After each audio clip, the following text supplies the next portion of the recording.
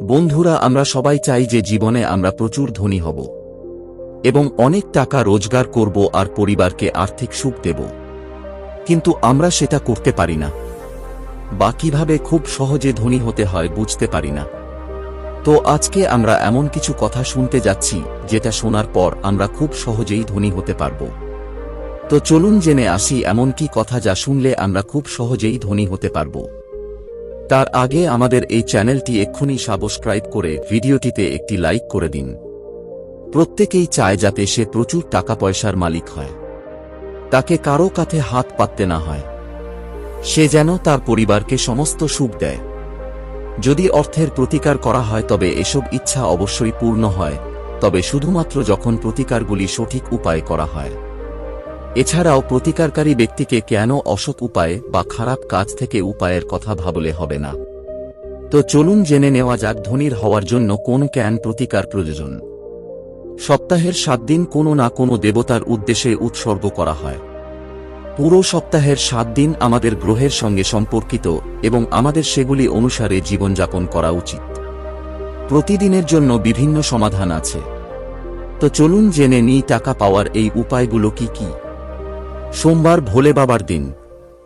বলা হয় এই দিনটি ইচ্ছা পূরণের জন্য। এই দিনে মন্দিরে শিবলিঙ্গে পূর্ণ চিত্তে অভিষেক করুন, সেই সঙ্গে ভগবানকে ধুতুরা, ভাং নিবেদন করুন এবং আপনার মঙ্গল কামনার জন্য ঈশ্বরের কাছে প্রার্থনা করুন। মঙ্গল দিনটি সংকট মোচন হনুমানজির।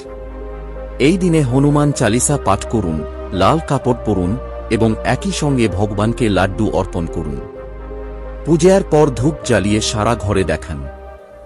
বুধবার ভগবান গণপতির দিন এবং এটি সুখ এবং সমৃদ্ধির একটি সূচক।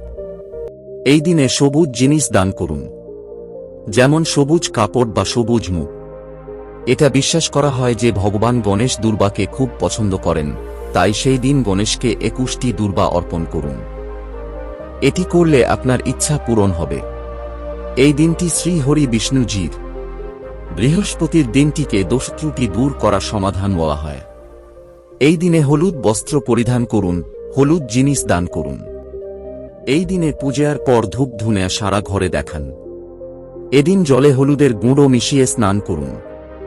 শুক্রবার হল লক্ষ্মীজির দিন। এই দিনটির জন্য অনেক প্রতিকার রয়েছে।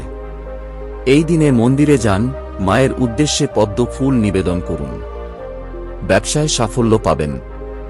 এই দিনে 16টি মেকআপ সামগ্রী দান করুন। লক্ষ্মীর কৃপা থাকে এই দিনে। শনিবার শনিদেবের দিন।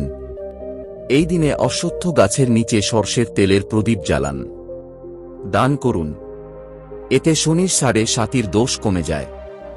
এই দিনে কিছু দান করুন। রবিবার সূর্য দেবতার দিন। প্রতিদিন সকালে ঘুম থেকে উঠে স্নান করে সূর্যদেবকে জল দিন। তাকে খুশি করার জন্য লাল রঙের পোশাক পরিধান করুন এবং এই দিনে ইচ্ছা পূরণের জন্য উপবাসও পালন করা হয়। মনে রাখবেন, সমস্ত প্রতিকার টানা 45 দিন ধরে করতে হবে।